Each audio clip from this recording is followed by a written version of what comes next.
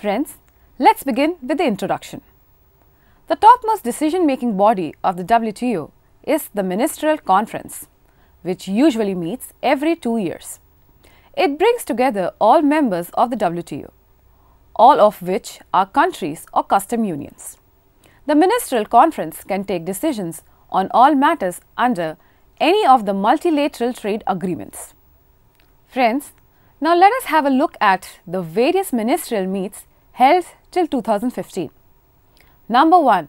Singapore from 9th December to 13th December 1996. Second, Geneva from 18th May to 20th May 1998. Third, Seattle from 30th November to 3rd December 1999. Fourth is known as the Doha Round, started from 9th November to 13th November 2001. Fifth is the Cancun, Mexico Round, which started from 10th September to 14th September 2003. The sixth is Hong Kong Round, which started from 13th December to 18th December 2005. Seventh, Geneva, from 30th November to 2nd December 2009. Eighth, again Geneva, 15th December to 17th December 2011. Ninth, Bali, 3rd December to 6th December 2013. And lastly, Nairobi, from 15th December to 19th December 2015. Now let us look at an overview of all these ministerial conferences, their issues, decisions and controversies. The first ministerial conference of the WTO was held at Singapore, which is known as Singapore Ministerial Meet and Issues 1996. The Singapore Issues term refers to areas of trade and investment, trade and competition policy, trade facilitation, transparency in government procurement. It was at the first ministerial conference of the WTO held at Suntec City in Singapore in 1996. These issues were the first brought up as possible areas on which the multilateral body could initiate negotiations. In this round, they renewed their commitments to number 1. Fair, equitable and more open rule-based system. Number 2. Progressive liberalization and elimination of tariff and non-tariff barriers to trade in goods and services. Number 3. Rejection of all forms of protectionism. Number 4. Elimination of discriminatory treatment in international trade relations. Number 5. Integration of developing and developed nations. Number 6. Maximum level of transparency. The positive side of the meeting was the launching of the Information and Technology Agreement signed by 28 member countries, which aims at slashing tariffs on items of information technology to 0 by year 2000. The first meeting was criticized for the manner in which its decisions were arrived at. There was a facade of consensus because most developing nations were marginalized in the decision-making process. Now let us look at the second ministerial conference. The second ministerial conference was held in Geneva in Switzerland, where the developed nations made a commitment to reduce subsidies and trade distorting support to agriculture. Provision was made for special safeguard mechanism for the developing world, and the concept of food security was accepted for the developing nation. Now friends, let us look at the third ministerial conference. The third conference in Seattle, United States ended in failure because of many controversies between developed and developing nations. The conference failed to kick off a new round of trade talks. Now let us look at the fourth ministerial conference, which is also popularly known as Doha Development Round of 2001. The main issues of Doha Development Round are: the Doha Round was to be an ambitious effort to make globalization more inclusive and help the world's poor, particularly by slashing barriers and subsidies in farming. The initial agenda comprised both further trade liberalization and new rule-making underpinned by commitments to strengthen substantial assistance to developing countries. Apart from this, there was agreement on prevention of appropriation of traditional knowledge of developing world by corporations in West. Now let us look at the 5th Ministerial Conference. At 5th WTO Ministerial Conference held in Cancun, Mexico, the main task was to take stock of progress in negotiations and other work under the Doha Development Agenda. With Doha Development Agenda in place, it was expected that some concessions will be made on Singapore issues, but positions remained well established as they were. The only positive development from the point of view of trade negotiations was the creation and survival of the new developing country negotiating group, the G20. In particular, subsequent mini negotiations have seen the growing importance of members of the G20 like India, Brazil and South Africa. Nothing specific came out of the negotiations as there were disagreements on farm subsidies. Now let us look at the 6th WTO Ministerial Conference. The 6th WTO Ministerial Conference was held in Hong Kong, China in December 13 to December 18, 2005. 110 developing countries emerged as a powerful group against United States, European Union and other developed nations to fight for common interest of the least developed countries and developing countries. The main task before members in Hong Kong is to settle a range of questions that will shape the final agreement of the Doha Development Agenda, which members hope to complete at the end of 2006. The 7th session of the WTO Ministerial Conference in Geneva, Switzerland took place from 30th November to 2nd December 2009. The general theme for discussion was the WTO, the multilateral trading system and the current global economic environment. Now friends, let us look at the 8th WTO Ministerial Conference. The 8th Ministerial Conference was held in Geneva, Switzerland from 15th to 17th December 2011. In parallel to the plenary session where ministers prepared statements, 3 working sessions took place with the following themes. Number 1. Importance of the multilateral trading system and the WTO. Number 2. Trade and development. Number 3. Doha Development Agenda. The conference approved the consents of Russia, Samoa and Montenegro. In the final session, ministers adopted a number of decisions and the chair made a concluding statement. Now friends, let us look at the 9th WTO Ministerial Conference. This conference was held in Bali and is known as Conference Bali Ministerial Meet and Bali Package, Trade Facilitation and Peace Clause 2013. In Bali, trade facilitation was agreed to by all nations and for adjustment or adaptations to limits under agreement on agriculture. A peace clause was agreed at. Peace clause gave countries 4-year time to adjust to the limit and avoid sanctions. Date for ratification of Bali Agreement was 31st July 2014, on which India declined to ratify unless a permanent solution is reached.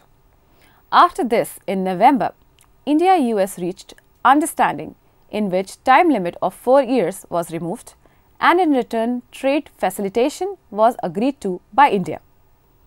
Trade facilitation deal was marketed by developed countries as a progressive and much needed deal for good of all type of countries. It is being said that it will boost up global GDP by $1 trillion and will add millions of new jobs. Trade facilitation along with special package is like saying that gains of developed countries will be so big that losses of underdeveloped countries will be lucratively compensated by them. Now let us have a look at the last Ministerial Conference of 2015, also the 10th Ministerial Conference of WTO, Nairobi Ministerial Meet 2015.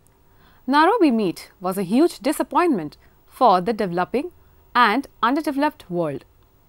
Here, US trade representative considered calling Doha Development Agenda a dead, outdated and undesirable course.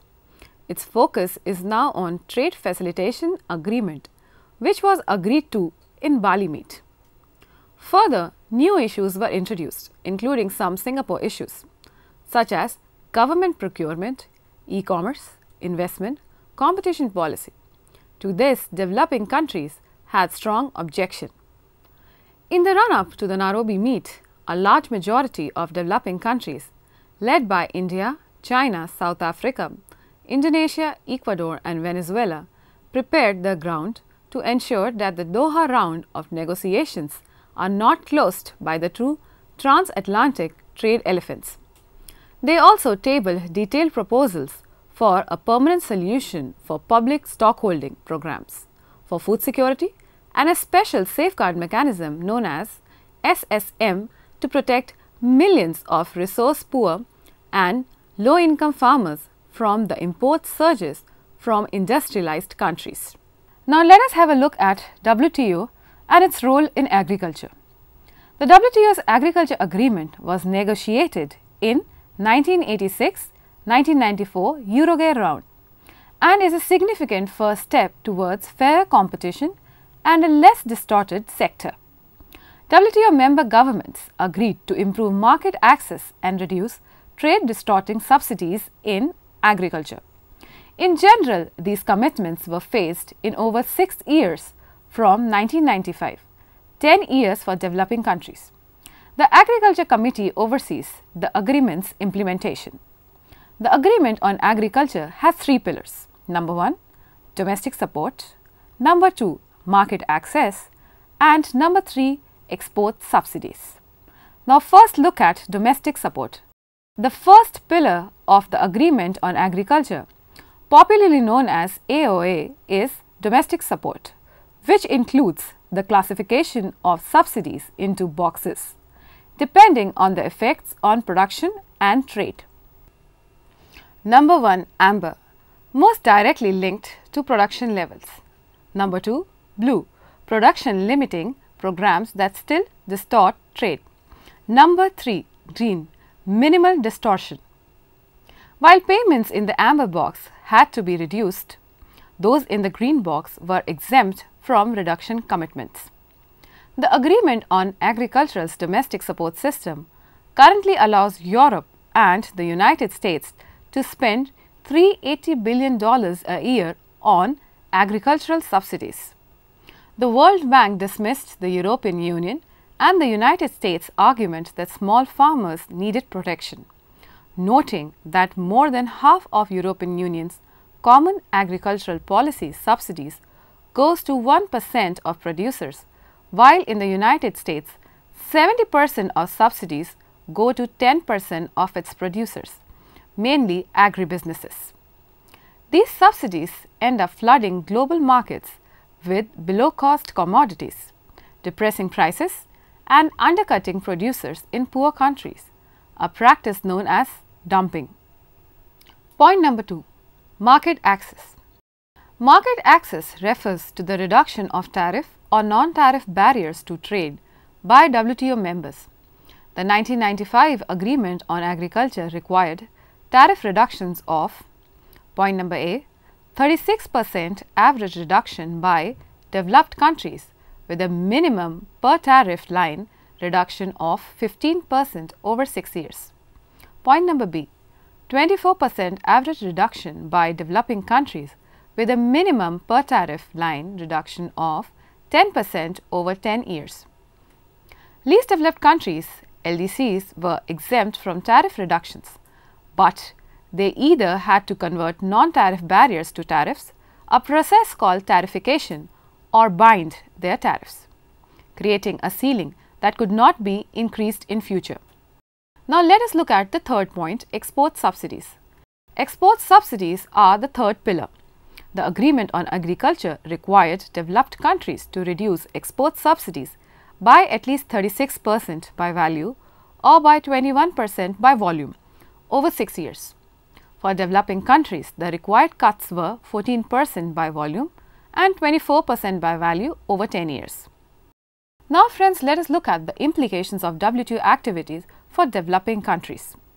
Developed countries were behind the push for bringing in labour standards in the WTO, but developing countries were able to get the meeting to agree that the International Labour Organization (ILO) is the competent body to do such work. WTO is a body which provides opportunity to victimized countries to bring unfair trade practices to notice of dispute settlement body and to bring an end to such unfair practice. This dimension of WTO makes it a desirable and neutral body as it seeks to create a just global trading system. Several mechanisms have been suggested in order to preserve those countries. Number one being the Special Safeguard Mechanism, popularly known as SSM, and second, treatment of special products, SPAs. Number 1. Special Safeguard Mechanism. A Special Safeguard Mechanism known as SSM would allow developing countries to impose additional safeguard duties in the event of an abnormal surge in imports or the entry of unusually cheap imports. In turn, the G33 bloc of developing countries, a major SSM proponent, has argued that breaches of bound tariffs should not be ruled out if the SSM is to be an effective remedy. A 2010 study by the International Center for Trade and Sustainable Development simulated the consequences of SSM on global trade for both developed and developing countries. Point number 2. Special products.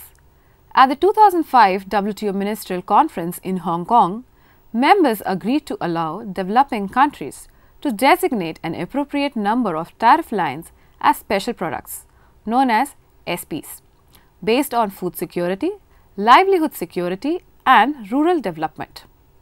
Now let us have a look at WTO and role of India in WTO. India has been a WTO member since 1st January 1995 and a member of GATT since 8th July 1948. India is one of the prominent members of WTO and is largely seen as leader of developing and underdeveloped world. At WTO, decisions are taken by consensus. India stands to gain from different issues being negotiated in the forum provided it engages with different interest groups constructively, while safeguarding its developmental concerns. Accordingly, India remains committed to various developmental issues such as Doha Development Agenda, Special Safeguard Mechanism, permanent solution of issue of public stockholding, etc. What was India's stand? On the issue of competition policy as applicable to hardcore cartels, India has pointed out that there is no clarity on whether these would include export cartels. The Organization of Petroleum Exporting Countries, OPEC, is perhaps the best known example of an export cartel that rigs prices by fixing production ceilings. On the issue of transparency in government procurement, the Indian position is that while the principle is entirely acceptable, there cannot be a universal determination of what constitutes transparent procedures. On trade facilitation, India has argued that once again, while the idea is unacceptable, developing countries may not have the resources, by way of technology or otherwise, to bring their procedures in line with those in the developed world over the short to medium term. What is Indo-US WTO problem?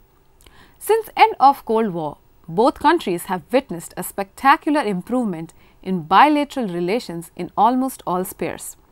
However, at WTO platform, two countries have disagreements on issues in at least two important spheres: agriculture and intellectual property. Number 1 being agriculture. Agreement on agriculture AOA, which was hatched in Uruguay round negotiations, is heavily tilted in favor of developed world. For balancing this, India, as part of group of developing and least developed nations, the G33 group, proposed amendment to AOA in 2008. Current quest of G33 toward achieving permanent solution is follow-up story of this proposal only. As of now, peace clause agreed to in 2013 allows us to perpetually to continue our food stocking program at administered prices without being dragged into WTO for violation of AOA. Now let us look at intellectual property. As part of Doha Development Agenda, developing countries managed to twist agreement on trade related aspects of intellectual property, popularly known as the TRIPS, in favor of developing countries by allowing compulsory licensing in certain circumstances. First compulsory license was granted by Indian Patent Office to NACTCO for Nexthour, drug produced originally by German firm Bayer AG. Since then, US pharma industry has been apprehensive of frequent evocation of this principle in developing world.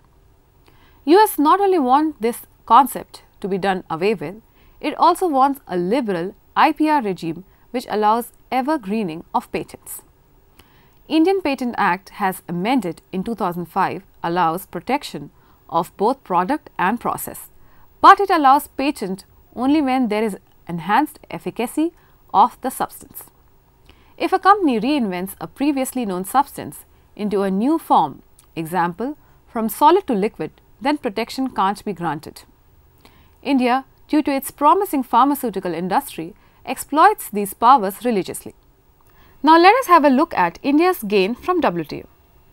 India has benefited from joining WTO despite the failures of two ministerial level conferences at Seattle and Cancun. Let us explain the gains India has achieved by joining WTO. Let us look at export and imports angle. According to the recent estimates, India's exports have almost doubled in less than a decade. Now let us look at exports of textile and clothing. According to a WTO agreement known as Multi-Fiber Agreement MFA, entire quotas in textile and clothing trade will come to an end from January 1, 2005. Till now, WTO agreement has required the member countries to phase out their existing quotas by December 31, 2004. It has further restrained them from expanding the size of quotas annually. These measures have helped India to increase its market access for its textile and clothing products. With effect from January 1, 2005, the entire textiles and clothing trade would get integrated into multilateral trade framework of WTO. Friends, let us look at gain in exports of software services. Further thanks to WTO agreement on free trade in services, India has become a world leader in software services which are contributing a lot to foreign exchange earnings and employment generation for Indians. Now let us look at business processing outsourcing services, BPO, business processing outsourcing services from USA and UK are coming to India, which have enabled us to earn not only foreign exchange but also to generate a large number of employment opportunities for educated Indian youth. But BPO to India and other developing countries are in accordance with the comparative advantage principle and raises profits of America companies which on being used. But BPO to India and other developing countries are in accordance with the comparative advantage principle and raises profits of American companies which on being used for further investment will generate more employment opportunities in the USA. Friends, let us conclude today's session. Developed countries wanted to include all these areas in negotiations. In contrast, developing countries wanted implementation of outcomes of Uruguay round. Hence, from very beginning of WTO deliberations, contradictions of interest of both developed and developing world came to surface, which continues till date. On issues like investment and competition policy, India feels that having a multilateral agreement would be a serious impediment on the sovereign rights of countries. These are concerns that many other developing countries also share. In absence of such a body, we stand to lose a platform through which we can mobilize opinion of like-minded countries against selfish designs of West. Thanks to vast resources of developed countries, they can easily win smaller countries to their side. WTO provides a forum for such developing countries to unite and pressurize developed countries to make trade sweeter for poor countries. Apart from this, dispute resolution mechanism of WTO is highly efficient. Countries drag their trading partner to this body when action of one country is perceived to be unfair and there is a violation of any WTO agreement by other country. Thank you, friends.